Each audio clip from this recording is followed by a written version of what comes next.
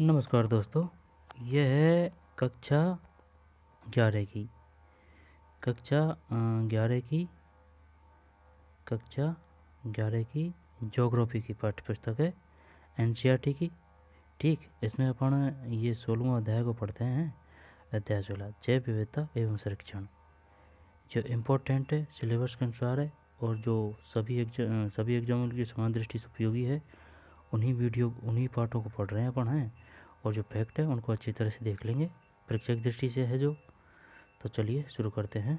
अध्याय 16 जैव विविधता एवं संरक्षण। ठीक, आप भूआकृतिक प्रक्रियाओं विशेषकर अपचय और विभिन्न जलवायु क्षेत्रों में अपचय आदि के विषय में पहले ही पढ़ चुके हैं। यदि आपको स्मरण नहीं है तो सबसे सार के लिए अध्याय 6 में चित्र 6.2 देखें। यह अपचय प्रवार वेदरिंग मेंटल वनस्पति विविधता का आधार है, अतः इसे जैव विविधता का आधार माना गया है। और सौर ऊर्जा और जल ही अपचय में विविधता और इसके परिणाम स्वरूप उत्पन्न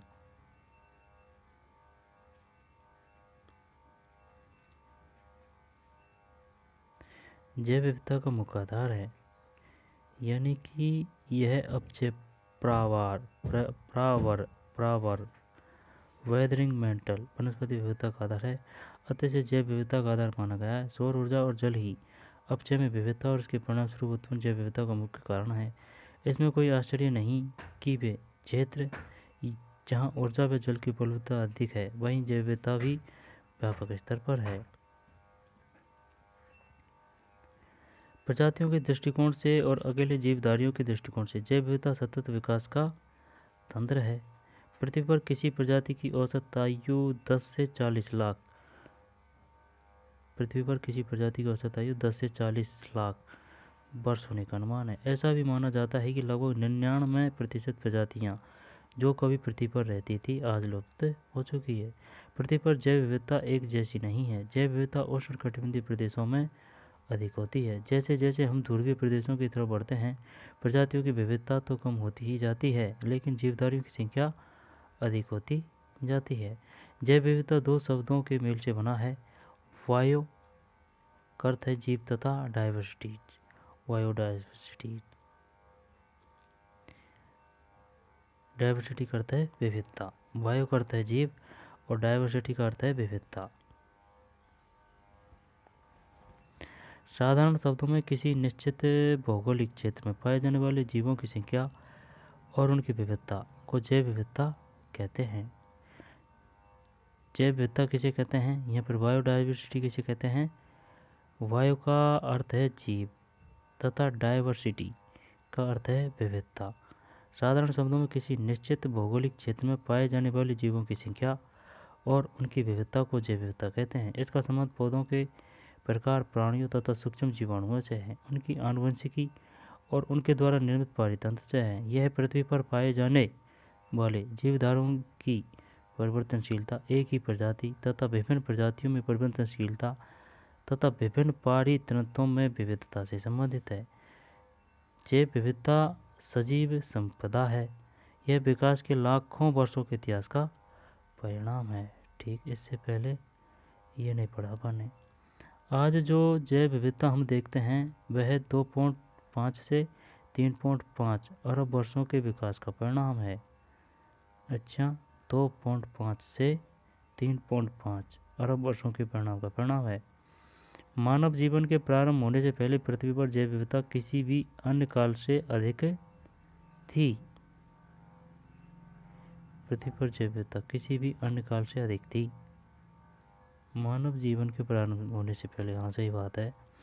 मानव के आने से जैव विविधता में तेजी से कमी आने लगी, क्योंकि किसी एक या अन्य प्रजाति का आवश्यकता से अधिक उपभोग होने के कारण वह लुप्त होने लगी है। सही है।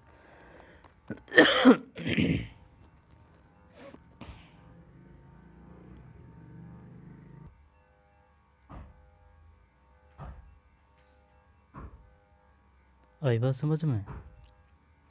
क्योंकि किसी एक या अन्य प्रजाति का आवश्यकता से अधिक उपभोग होने के कारण वह लुप्त होने लगी।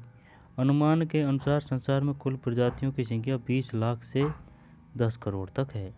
20 लाख से 10 करोड़ तक है पूरे संसार में। लेकिन 1 करोड़ ही इसका सही अनुमान है। नई प्रजातियों की खोज लगातार जारी है, उनमें से अधिकांश का वर्गीकरण भी नहीं हुआ है। एक अनुमान के अनुसार दक्षिण अमेरिका के ताजे पानी की लगभग 40% मछलियों का वर्गीकरण नहीं हुआ है। उष्ण कटिबंधीय वनों में जैव विविधता की अधिकता है। आई बात समझ में?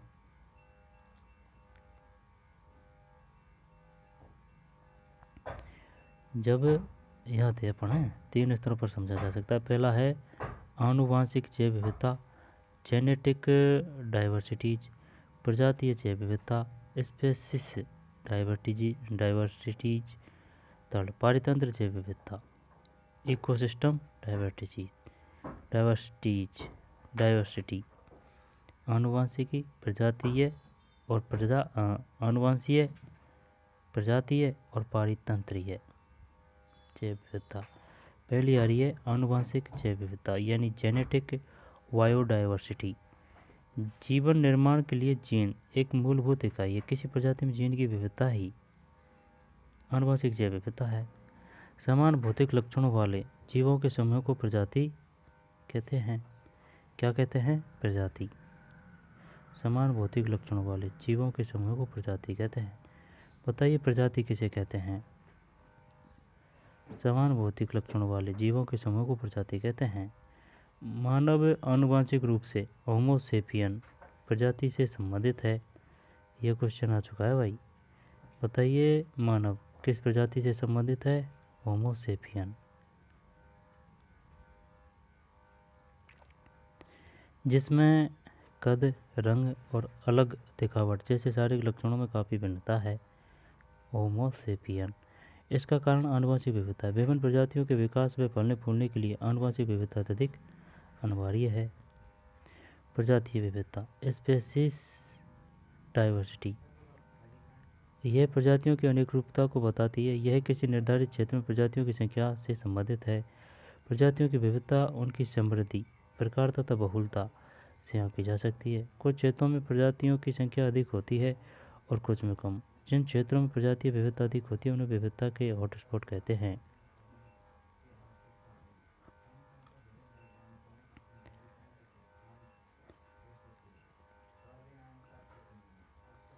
यह प्रजातियों की अनेक रूपता को बताती है। यह किसी निर्धारित क्षेत्र में प्रजातियों की संख्या से संबंधित है।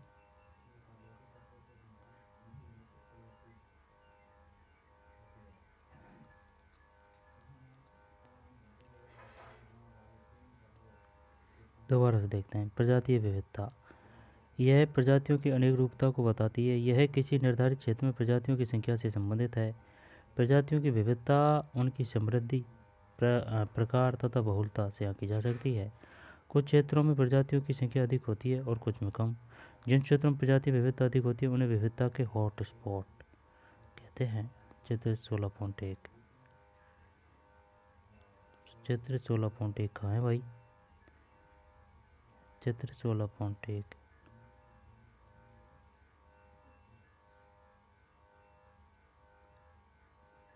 ये है ना? देख लेंगे बाद में इसको ना।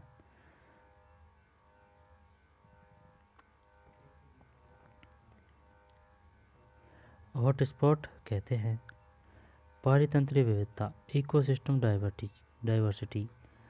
आपने पिछले अध्याय में पारितंत्रों के प्रकारों में व्यापक भिन्नता और प्रत्येक प्रकार के पारितंत्र में होने वाले पारितंत्रीय प्रक्रिया तथा आवास स्थानों की भिन्नता ही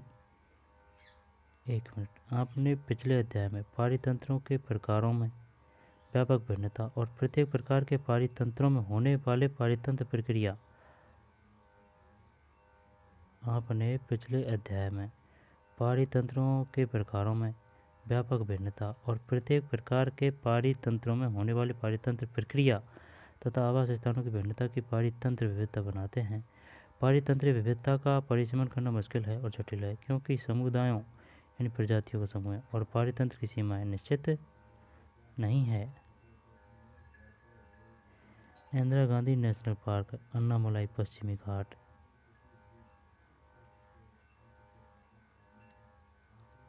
इंदिरा गांधी नेशनल पार्क, अन्नामलाई पश्चिमी घाट घास भूमि एवं उष्णकटिबंधीय 16 वन पारितंत्र विविधता का एक उदाहरण है।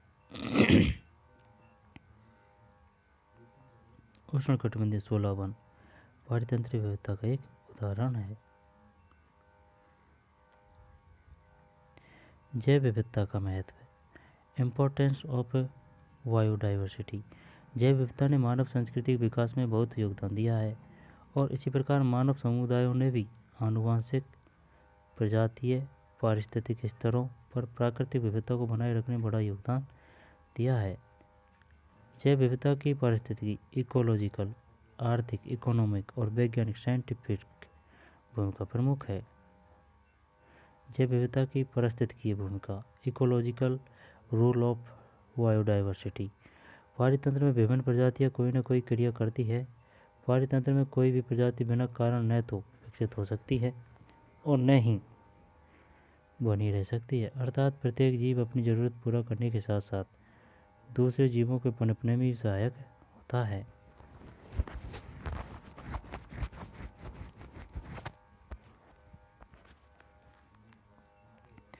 प्रत्येक जीव अपनी ज़रूरत पूरा करने के साथ साथ दूसरे जीवों के पनपने में भी सहायक होता है। क्या आप बता सकते हैं कि मानव पारितंत्रों के बने रहने में क्या योगदान देता है? जीव प्रजातियां ऊर्जा ग्रहण कर उसका संग्रहण करती है, कार्बनिक पदार्थ उत्पन्न एवं विघटित करती है और पारितंत्र में जल व पोषक तत्वों के चक्र को बनाए रखने में सहायक होती है। इसके अर्थ है कि प्रजातियां वायुमंडलीय गैस को स्थिर करती है, क्या करती है? स्थिर करती है और जलवायु को नियंत्रित करने में सहायक होती है। ये पारितंत्रिक क्रियाएं मानव जीवन के लिए महत्वपूर्ण क्रियाएं हैं। आई बात समझ में? इसके अतिरिक्त प्रजातियां वायुमंडलीय गैस को स्थिर करती है और जलवायु को नियंत्रित करने में सहायक होती है। ये पारितंत्रिक क्रियाएं मानव जीवन के लिए महत्वपूर्ण क्रिया है। पारितंत्र में जितनी अधिक विविधता होगी, प्रजातियों के प्रतिकूल स्थितियों में भी रहने की संभावना उनकी उत्पादकता में उतनी ही अधिक होगी। प्रजातियों की क्षति से तंत्र में बने रहने की क्षमता भी कम हो जाएगी। अधिक आनुवंशिक विविधता वाली प्रजातियों की तरह अधिक जैव विविधता वाले पारितंत्र में पर्यावरण के बदलावों को सहन करने की अधिक सक्षमता होती है। पर्यावरण के बदलावों को सहन करने की, दूसरे शब्दों में जिस पारितंत्र में जितनी प्रकार की प्रजाति होगी वह पारितंत्र उतना ही अधिक स्थायी होगा। आई न बात समझ में? जितनी जैव विविधता उतनी ही स्थायीता।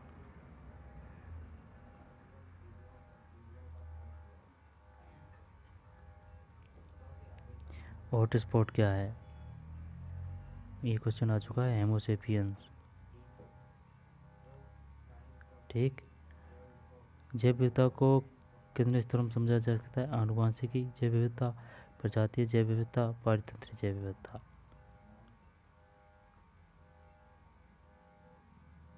आगे चलते हैं।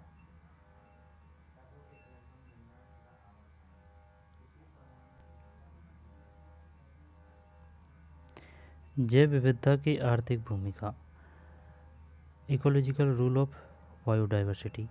सभी मनुष्यों के लिए दैनिक जीवन में जैव विविधता एक महत्वपूर्ण संसाधन है। जैव विविधता का एक महत्वपूर्ण भाग फसलों की विविधता, क्रॉप डाइवर्सिटी है, जिसे कृषि जैव विविधता भी कहा जाता है। जैव विविधता को संसाधनों के उन भंडारों के रूप में भी समझा जा सकता है जिनकी उपयोगिता भोज्य पदार्थों, औषधियों और सुंदर प्रसाधन आदि बनाने में है। जैव संसाधनों की ये परिकल्पनाएं जैव विविधता के विनाश के लिए भी उत्तरदायी है। साथ ही यह संसाधनों के विभाजन और बंटवारे को लेकर उत्पन्न नए विवादों का भी जनक है।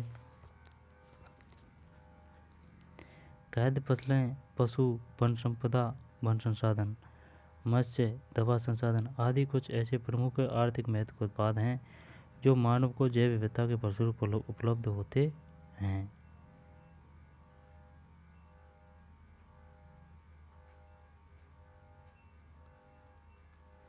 जैव विविधता की वैज्ञानिक भूमिका, साइंटिफिक रूल ऑफ बायोडाइवर्सिटी।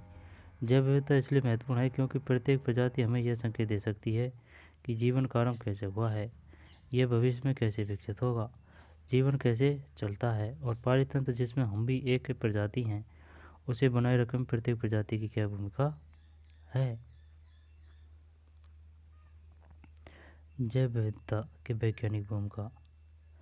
जैव विविधता इसलिए महत्वपूर्ण है क्योंकि प्रत्येक प्रजाति हमें यह संकेत दे सकती है कि जीवन का आरंभ कैसे हुआ और यह भविष्य में कैसे विकसित होगा, जीवन कैसे चलता है, और पारितंत्र जिसमें हम भी एक प्रजाति हैं उसे बनाए रखने में प्रत्येक प्रजाति की क्या भूमिका है, उन्हें हम जैव विविधता से समझ सकते हैं। आई समझ में? अगर विज्ञान के तरीके से देखे जाए ना तो अपन भी एक प्रजाति है। आई समझ में? हम सभी को यह तथ्य समझना चाहिए कि हम समय जिएं और दूसरी प्रजातियों को भी जीने दें। यह समझना हमारी नैतिक जिम्मेदारी है कि हमारे साथ सभी प्रजातियों को जीवित रहने का अधिकार है। अतः कई प्रजातियों को स्वेच्छा से विलुप्त करना नैतिक रूप से गलत है। जैव विविधता का स्तर अन्य जीवित प्रजातियों के साथ हमारे संबंध का एक अच्छा पैमाना है। वास्तव में जैव विविधता की अवधारणा कई मानव संस्कृतियों का अभिन्न अंग है। जैव विविधता खास लॉस ऑफ बायोडाइवर्सिटी। पिछले कुछ दशकों से जनसंख्या वृद्धि के कारण प्राकृतिक संसाधनों का उपभोग अधिक होने लगा है। इससे संसार के विभिन्न भागों में प्रजातियों तथा उनके आवास स्थानों में तेजी से कमी हुई है। उष्णकटिबंधीय क्षेत्र जो विश्व के कुल क्षेत्र का मात्र 1/4 भाग है, जो विश्व के उष्णकटिबंधीय क्षेत्र जो विश्व के कुल क्षेत्र का मात्र 1/4 भाग है, यहाँ संसार की 3/4 जनसंख्या रहती है। इस विशाल जनसंख्या की जरूरतों को पूरा करने के लिए संसाधनों का दोहन और वनोन्मूलन अत्यधिक हुआ है। उष्णकटिबंधीय वर्षा वाले वनों में पृथ्वी की लगभग 50% प्रजातियां पाई जाती है। कितनी? 50। वनों में पृथ्वी की लगभग 50% प्रजातियां पाई जाती है। कहाँ? उष्णकटिबंधीय वर्षा वाले वनों में। और प्राकृतिक आवासों का विनाश पूरे जैवमंडल के लिए हानिकारक सिद्ध हुआ है। प्राकृतिक आपदाएं जैसे कि भूकंप, बाढ़, ज्वालामुखी, उद्गार, दावानल, सूखा आदि पृथ्वी पर पाई जाने वाली प्राणी जात और वनस्पति जातों को क्षति पहुंचाते हैं और परिणामस्वरूप संबंधित प्रभावित प्रदेशों की जैव विविधता में बदलाव आता है।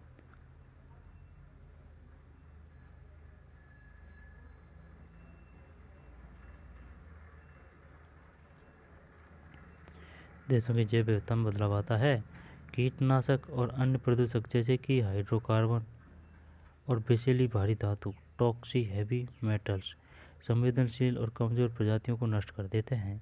वे प्रजातियां जो स्थानीय आवास की मूल जैव प्रजाति नहीं है लेकिन उस तंत्र में स्थापित की गई है, उन्हें विदेशज प्रजातियां एक्सोटिक स्पेसीज कहा जाता है।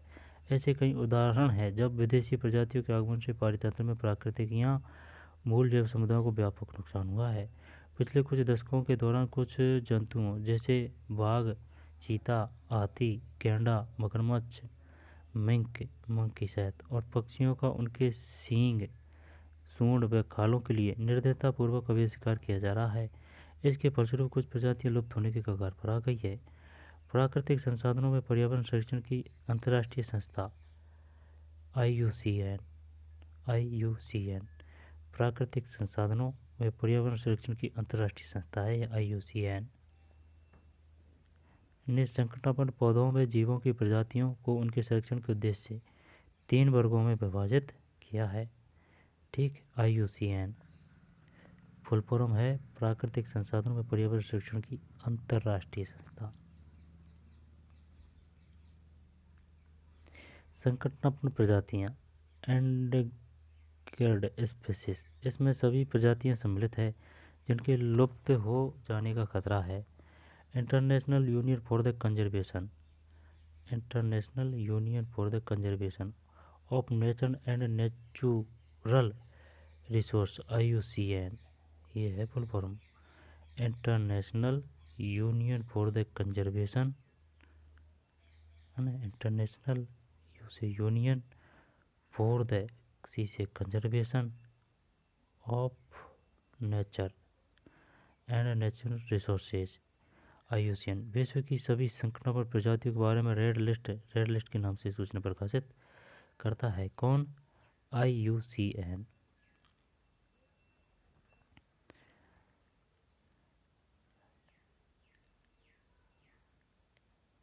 रेड पांडा एक संकटापन्न प्रजाति।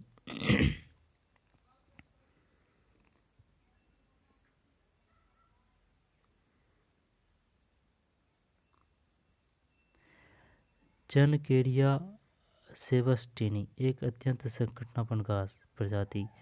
अगस्तलमलाई शिखर, भारत। जनकेरिया सेबस्टिनी एक अत्यंत संकटापन्न घास प्रजाति। अगस्त्यामलाई शिखर शिखर अगस्त्यामलाई शिखर, भारत। घास है।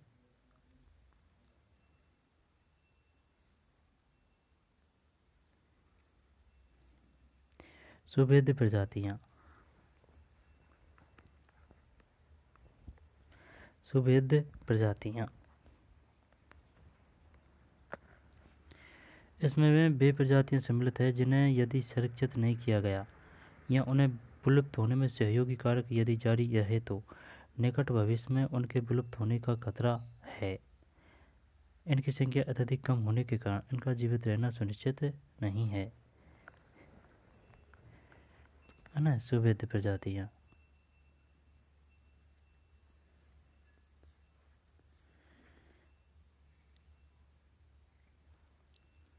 फिर है दुर्लभ प्रजातियां। संसार में इन प्रजातियों की संख्या बहुत कम है। ये प्रजातियां कुछ ही स्थानों पर सीमित है या बड़े क्षेत्र में विलुप्त रूप में बिखरी हुई है। जैव विविधता का संरक्षण, कन्वर्सन ऑफ बायोडाइवर्सिटी। मानव के अस्तित्व के लिए जैव विविधता अति आवश्यक है। अति आवश्यक। अमेबोसिया डेक्रेस बैंड, दक्षिण पश्चिमी घाट, भारत की एक दुर्लभ प्रजाति।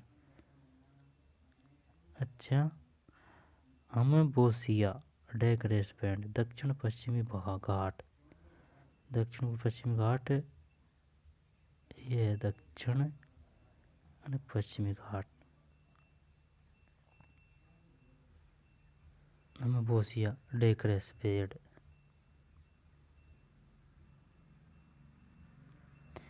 जीवन का हर रूप एक दूसरे पर इतना निर्भर है कि किसी एक प्रजाति पर संकट आने से दूसरों में असंतुलन की स्थिति पैदा हो जाती है। यदि पौधों और प्राणियों की प्रजातियां संकटापन्न होती है तो इससे पर्यावरण में गिरावट उत्पन्न होती है और अंततः मनुष्य का अपना अस्तित्व भी खतरे में पड़ सकता है। आज यह अति अनिवार्य है कि मानव को पर्यावरण मैत्री संबंधी पद्धतियों के प्रति जागरूक किया जाए और विकास की ऐसी व्यवहारिक गतिविधियाँ अपनाई जाए जो दूसरे जीवों के साथ समन्वित हो और सतत पोषणीय सुस्टेनेबल हो। इस तथ्य के प्रति भी जागरूकता बढ़ रही है कि संरक्षण तभी संभव और दीर्घकालिक होगा जब स्थानीय समुदायों व प्रत्येक व्यक्ति की इसमें भागीदारी होगी। इसके लिए स्थानीय स्तर पर संस्थागत संरचना का विकास आवश्यक है। केवल प्रजातियों का संरक्षण और आवास स्थान की सुरक्षा ही अहम समस्या नहीं है। केवल प्रजातियों का संरक्षण और आवास स्थान की सुरक्षा ही अहम समस्या नहीं है, बल्कि संरक्षण की प्रक्रिया को जारी रखना भी उतना ही जरूरी है। सन 1992 में ये क्वेश्चन आ चुका है। सन 1992 में ब्राज़ील के रियो डी जनेरियो ये आया था कि बताइए 1992 में ब्राज़ील में किस जगह पर पृथ्वी सम्मेलन हुआ था? रियो डी जेनेरो, ब्राज़ील। 1992 में हुए जैव विविधता के सम्मेलन अर्थ समिट में लिए गए संकल्पों का भारत अन्य 155 देशों सहित हस्ताक्षरित है। ठीक, अर्थ समिट। विश्व संरक्षण कार्य योजना में जैव विविधता संरक्षण के लिए निम्न तरीके सुझाए गए हैं। एक है संकटापन्न प्रजातियों के संरक्षण के लिए प्रयास करने चाहिए, एक तो ये। दूसरा है प्रजातियों को लुप्त होने से बचाने के लिए उचित योजनाएं व प्रबंध अपेक्षित है। प्रबंधन 1992। ठीक, अर्थ समिट में कितने देशों ने भाग लिया था? 155।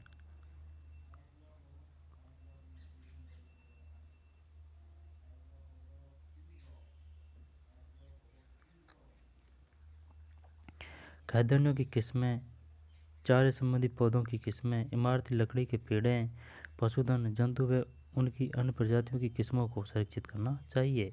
प्रत्येक देश को वन्य जीवों के आवास को चिन्हित कर उनकी सुरक्षा को सुनिश्चित करना चाहिए। प्रजातियों के पलने, बढ़ने तथा विकसित होने के स्थान सुरक्षित व संरक्षित हो। वन्य जीवों में पौधों का अंतर्राष्ट्रीय व्यापार नियमों के अनुरूप हो। भारत सरकार ने प्राकृतिक सीमाओं के भीतर विभिन्न प्रकार की प्रजातियों को बचाने, संरक्षित करने और विस्तार करने के लिए वन्य जीव सुरक्षा अधिनियम, ये क्वेश्चन भी आ चुका है भाई।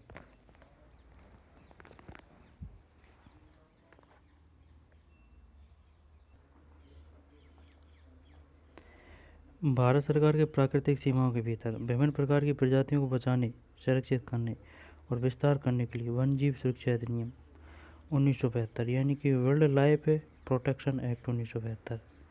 बताइए 1972 अधिनियम संबंधित है वन्य जीव सुरक्षा अधिनियम, ठीक है, सुरक्षित करने और विस्तार करने के लिए वन्य जीव सुरक्षा अधिनियम 1972 पारित किया गया। यहाँ पर वन्य जीव और सुरक्षा अधिनियम का पारित किया गया 1972 पारित किया गया, जिसके अंतर्गत नेशनल पार्क, पशु विहार, है ना, नेशनल पार्क, पशु विहार यानी कि पशु विहार को बोलते हैं सेंचुरी, स्थापित किए गए तथा जीव मंडल आरक्षित को बोलते हैं बायोस्फीयर रिजर्व, ठीक। नेशनल पार्क है ना, सेंचुरी को बोलते हैं पशु विहार और बायोस्फीयर रिजर्व यानी कि जीव मंडल आरक्षित क्षेत्र, ठीक, घोषित किए गए। इन संरक्षित क्षेत्रों का विस्तार पूर्वक वर्णन भारत भौतिक पर्यावरण NCERT 2006 पुस्तक में किया गया है। इन संरक्षित क्षेत्रों का विस्तार पूर्वक वर्णन भारत भौतिक पर्यावरण NCERT 2006 पुस्तक में किया गया है। अच्छा, वह देश जो उष्णकटिबंधीय क्षेत्र में स्थित है उनमें संसार की सर्वाधिक प्रजाति विविधता पाई जाती है, उन्हें महाविविधता केंद्र यानी कि मेगा डाइवर्सिटी सेंटर कहा जाता है। इन देशों की संख्या 12 है।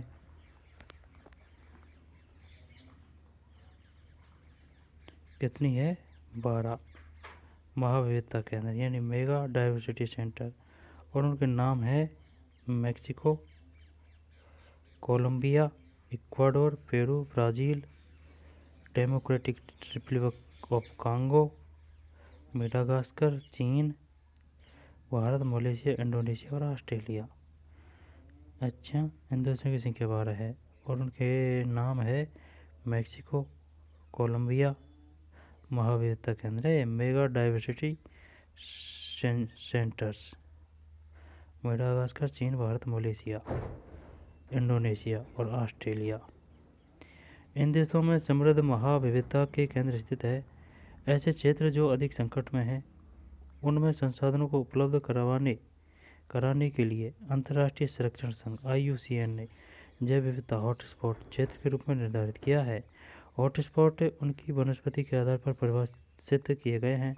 पादप महत्वपूर्ण है क्योंकि ये ही किसी पारितंत्र की प्राथमिक उत्पादकता को निर्धारित करते हैं। यह भी देखा गया कि ज़्यादातर हॉटस्पॉट में रहने वाली प्रजाति भोजन जलाने के लिए लकड़ी, कृषि भूमि और इमारती लकड़ी आदि के लिए वहाँ पाई जाने वाली समृद्ध पारितंत्रों पर निर्भर है। उदाहरण के लिए मेडागास्कर में पाए जाने वाले कुल पौधों व जीवों में से 85% पौधे व जीव संसार में अन्यत्र कहीं भी नहीं। उदाहरण के लिए मेडागास्कर में पाए जाने वाले कुल पौधों व जीवों में से 85% पौधे व जीव संसार में अन्यत्र कहीं नहीं है। अच्छा, मेडागास्कर कहीं भी नहीं पाए जाते। अन्य हॉटस्पॉट जो समृद्ध देशों में पाए जाते हैं वहाँ कुछ अन्य प्रकार की समस्याएं हैं। हवाई द्वीप जहाँ विशेष प्रकार की पादप व जंतु प्रजाति मिलती है वह विदेशी प्रजातियों के आगमन और भूमि विकास के कारण असुरक्षित है। अब अभ्यास आ गया, ये हॉटस्पॉट को पढ़ लेते हैं।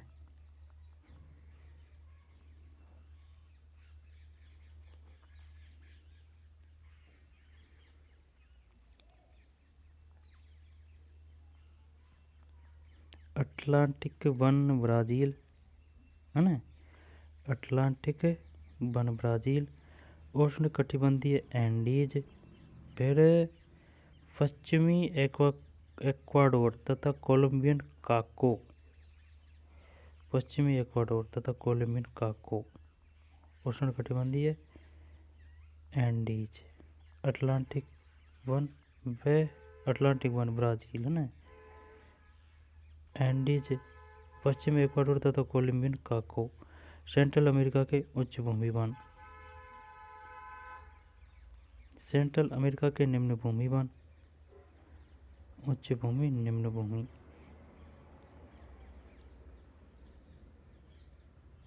ये पूरी श्रृंखला है ना।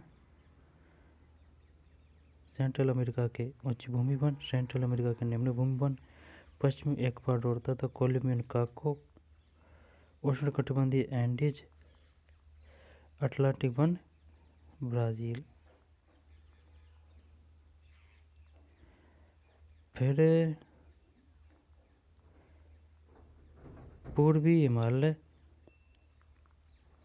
पश्चिम घाट भारत, अपना यही है हॉटस्पॉट, पूर्वी हिमालय है, पश्चिम घाट भारत है। और सिंहराजा वन श्रीलंका, श्रीलंका है अपना, देख हिमालय और पश्चिम घाट है, श्रीलंका है। इंडोनेशिया, प्रायद्वीपीय मलेशिया, फिर फिलीपींस, उत्तरी बोर्नियो, फिलीपींस, ये रख ले फिलीपींस, है ना, और उत्तरी बोर्नियो, क्विक्सलैंड, क्विक्सलैंड ऑस्ट्रेलिया, क्विक्सलैंड ऑस्ट्रेलिया, फिर Melanesia, new Caledonia, Melanesia, new Caledonia, फिर पूर्वी मेडागास्कर, ये है पूर्वी मेडागास्कर,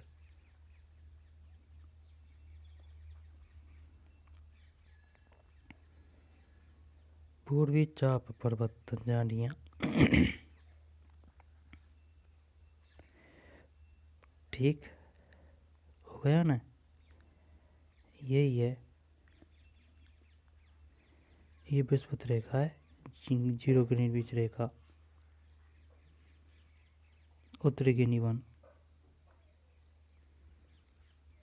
अटलांटिक वन ब्राज़ील, उष्णकटिबंधीय एंडीज, पश्चिमी एक्वाडोर तथा कोलंबियन काको, सेंट्रल अमेरिका के उच्च भूमि वन, सेंट्रल अमेरिका के निम्न भूमि वन, पूर्वी चाप पर्वत तंजानिया, ये है ना, पूर्वी चाप पर्वत तंजानिया, और ऊपरी गिनी वन, पूर्वी मेडागास्कर, सिंहराजा वन श्रीलंका, पश्चिम घाट भारत, पूर्वी हिमालय, प्रायद्वीपीय मलेशिया, फिलीपींस, उत्तरी बोर्नियो, इंडोनेशिया, ये बोर्नियो है, ये फिलीपींस है, ये मलेशिया है, इंडोनेशिया है, क्विक्सलैंड। ठीक, कोई समस्या?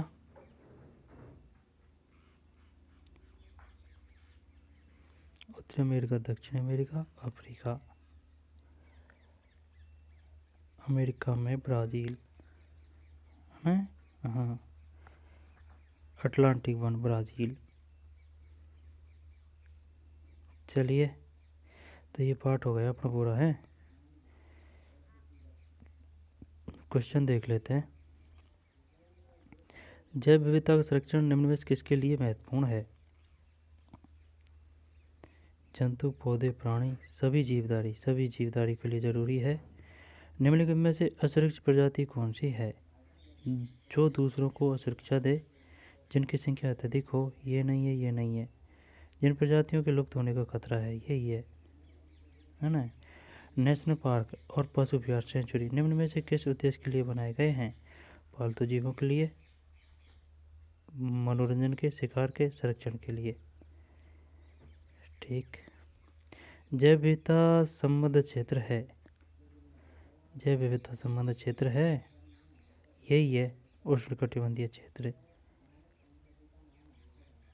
शीतोष्ण उष्णकटिबंधीय महासागरीय जैव विविधता समृद्ध क्षेत्र, यही है ना। गर्म। निम्न में से किस देश में प्रति सम्मेलन अर्थ समिट हुआ? ये रियो डी जेनेरियो है, ब्राज़ील। ठीक। जैव विविधता क्या है? जैव विविधता के विभिन्न स्तर क्या है? हॉटस्पॉट से आप क्या समझते हैं? मानव जाति के लिए जंतु के महत्व का वर्णन संक्षेप में करें। विदेशी प्रजातियों एक्सोटिक स्पीशीज से आप क्या समझते हैं? प्रकृति को बनाए रखने में जैव विविधता की भूमिका का वर्णन करें। जैव विविधता घास के लिए उत्तरदायी प्रमुख कारणों का वर्णन करें। इसे रोकने के उपाय भी बताएं। परियोजना कार्य। जिस राज्य में आपका स्कूल है वहाँ के नेशनल पार्क, पशु विहार सेंचुरी और जीव मंडल आरक्षित क्षेत्र बायोस्फीयर रिजर्व के नाम लिखें और उन्हें भारत के मानचित्र पर रेखांकित करें। ठीक, ये पाठ था।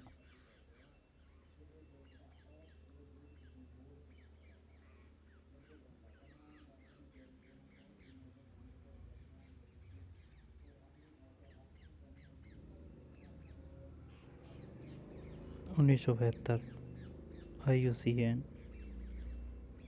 Mexico, Colombia, Ecuador, Peru, Brazil, Democratic Republic of Congo, Madagascar, चीन, Bharat, Malaysia, Indonesia, Australia.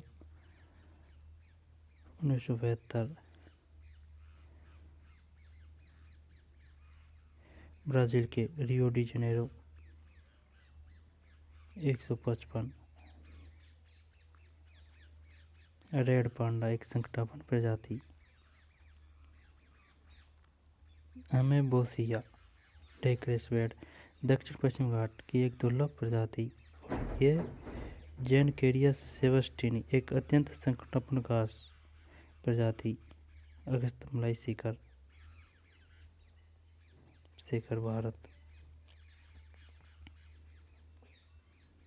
IUCN red list.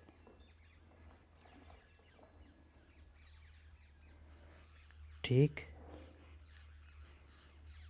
Indira Gandhi national park में अन्नामलाई पश्चिम घाट घास भूमि एवं उष्णकटिबंधीय 16 वन पारितंत्र विविधता का एक उदाहरण।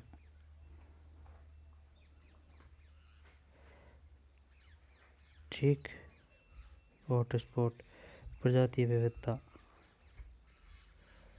आनुवांशिक जैव विविधता। तो चलिए मिलते हैं नए वीडियो में। धन्यवाद।